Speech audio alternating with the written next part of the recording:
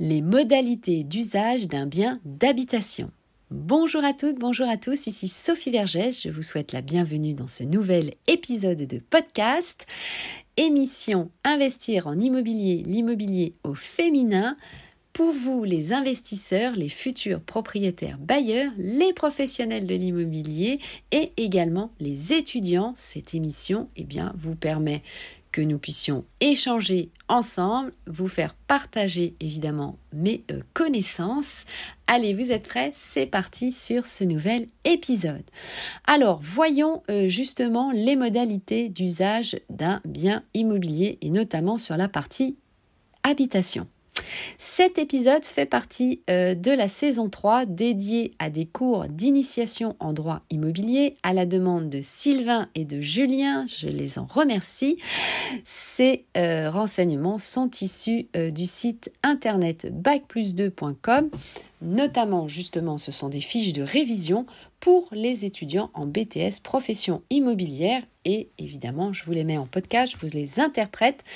Et cela sert évidemment parfaitement à toute la communauté que nous sommes passionnés d'immobilier. Alors, nous allons voir cela en 3 points. Première modalité, ça s'appelle l'usage personnel du bien immobilier. En effet, les parties signataires d'un bail ont le droit d'habiter dans les lieux loués. C'est-à-dire que si vous signez avec un couple, seulement ces 2 personnes ont le droit d'habiter le bien immobilier. Alors, cette réglementation va justement distinguer plusieurs situations. L'hébergement, vivre avec le locataire sans contrepartie financière, c'est ce qu'on appelle un bail à titre gracieux. Donc, rédigez bien un bail même s'il n'y a pas d'argent évidemment en jeu. Ensuite, la sous-location, habiter dans tout ou une partie du bien immobilier en contrepartie d'une partie financière. Ensuite, un prêt, résider dans un local loué temporairement sans contrepartie et en absence du locataire principal, et sinon le cas de la cession, c'est-à-dire la transmission par le locataire principal de ses droits et ses obligations.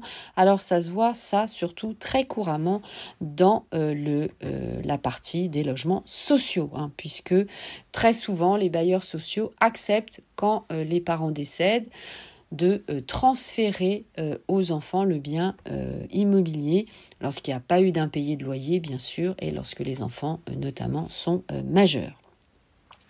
Deuxième usage, il faut que cela soit conforme, bien sûr, à la destination du local. La loi du 6 juillet 1989 s'applique uniquement aux locations d'un logement principal à usage d'habitation ou mixte, c'est-à-dire habitation et professionnel, et le locataire n'est plus protégé par cette loi s'il utilise le local loué en tant que résidence secondaire pour son activité professionnelle de manière exclusive en vertu d'un bail mixte, pour son activité professionnelle avec l'habitation en vertu d'un bail d'habitation. Donc bien sûr, on loue un bien immobilier d'habitation pour de l'habitation. Attention à bien respecter les usages pour lesquels le bien immobilier vous avez été vendu, d'une part si vous êtes investisseur et pour lequel aussi bien sûr vous êtes assuré. Allez, dernier point, c'est surtout l'usage paisible d'un bien immobilier. Et oui, votre locataire doit utiliser son local paisiblement, son local ou votre appartement, bien sûr, en suivant les réglementations indiquées dans son bail afin d'éviter la résiliation du bail et conformément au RCP, c'est-à-dire au règlement de copropriété. Évidemment, c'est loué, on ne peut pas faire n'importe quoi dans votre appartement. Ça vous protège, vous, bien sûr, en tant que propriétaire, bailleur, évidemment.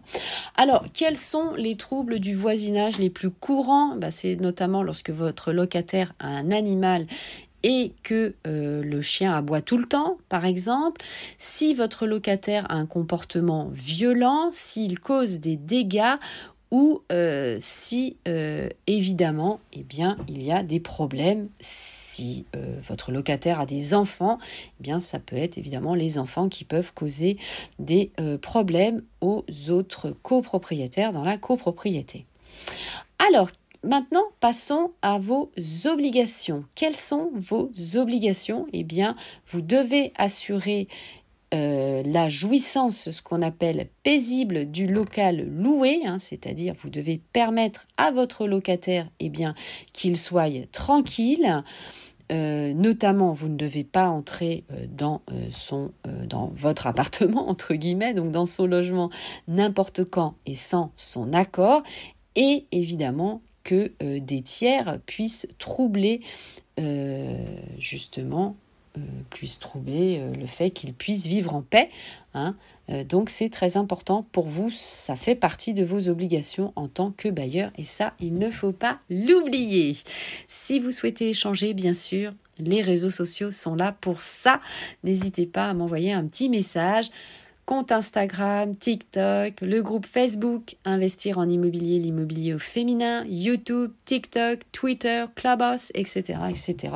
Et puis, évidemment, via la plateforme de podcast.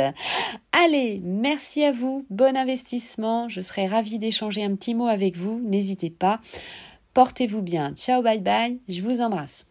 À tout de suite.